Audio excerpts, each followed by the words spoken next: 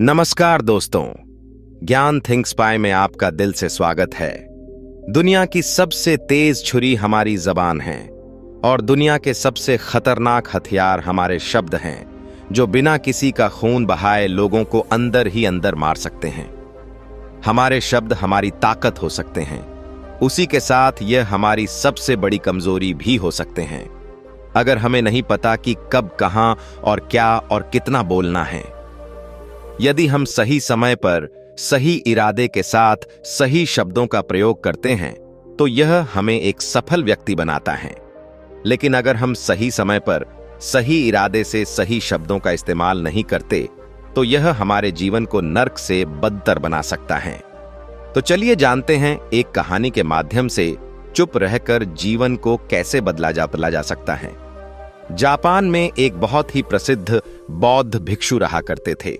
उनका नाम रिसाई था। रिसाई अकेले रहते थे। दुनिया के शोर शराबे से दूर जंगल में वो रहते थे और वह बड़े ही ध्यानी और प्रभुभक्त व्यक्ति थे, इसलिए वह पूरे जापान में बहुत प्रसिद्ध थे। एक दिन एक राजकुमार रिसाई के पास आया और बोला, हे प्रभु, मैं हमेशा थका हुआ, निराश और परेशान महसूस करता हूं। मेरा मन बहुत अशांत रहता है।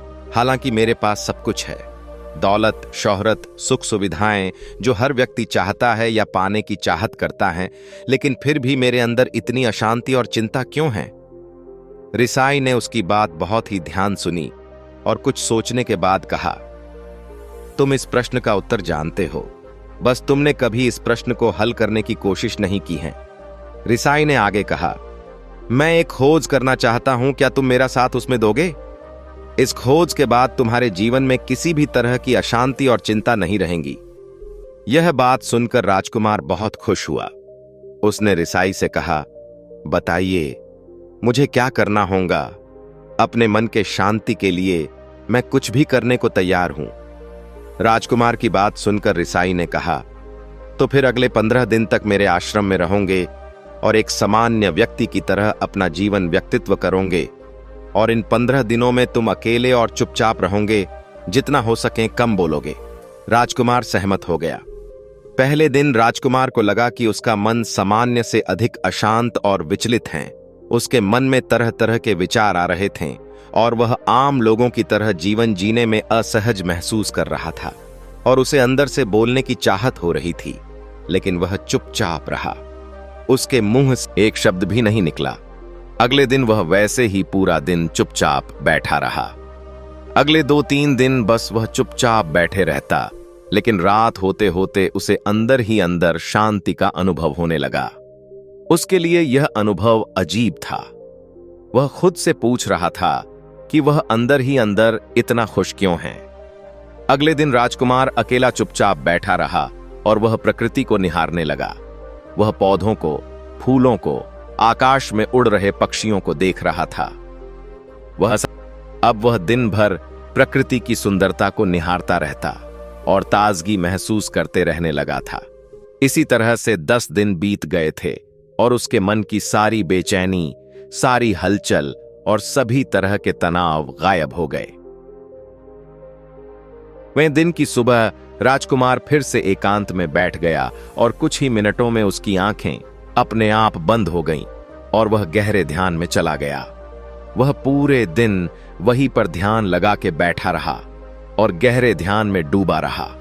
ना कोई शब्द, ना कोई चिंता।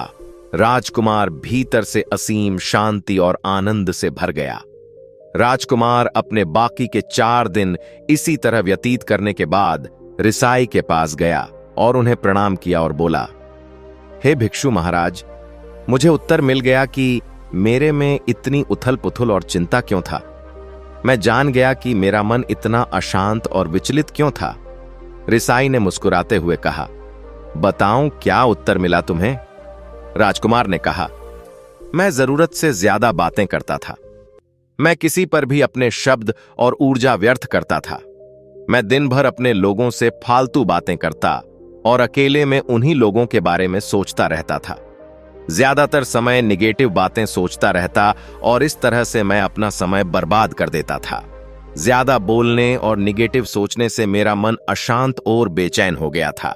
इसी वजह से मैं किसी काम को ठीक से नहीं कर पा रहा था, जिसकी वजह से मैं हर काम में असफल होने लगा और फिर इन्हीं लगातार मिलने वाली असफलताओं की वजह से ही मैं उदास और चिड़चिड़ा हो गया। इन्हीं सभी चीजों के वजह से मेरा जीवन बर्बाद हो रहा था। यहां पर हुए 15 दिन मेरे लिए पूरी तरह से अलग थे। मुझे कुछ अलग ही एहसास यहां पर हो रहा था। अब मुझे ऐसा लग रहा है मैं अपना जीवन पूरी तरह से जी रहा हूं, लेकिन इसके पहले मैं अपना जीवन गलत तरीके से जी रहा था। जीवन में खुद को जानना और समझना बहुत जरूरी होता है, जो मैंने पिछले 15 दिनों में अनुभव किया।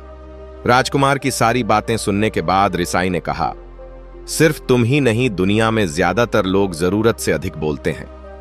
आज भी लोग ज्यादातर समय केवल दूसरों को नीचा दिखाने के लिए ही बर्बाद करते हैं।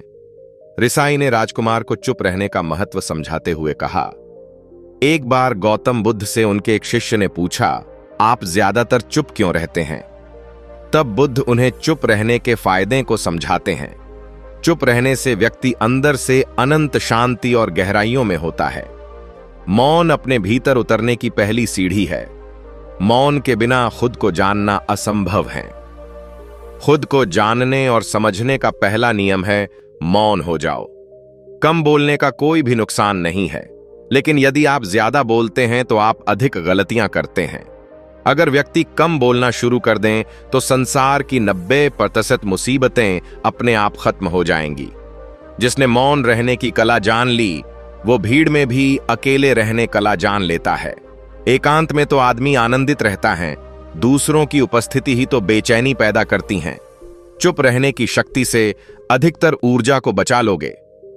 इस कहानी से हमें यह सीखने को मिलता है कि चुप रहने में भी एक अद्भुत शक्ति होती है। अगर हम सही समय पर सही शब्दों का प्रयोग करते हैं तो हम अपने जीवन को सकारात्मक दिशा में बदल सकते हैं।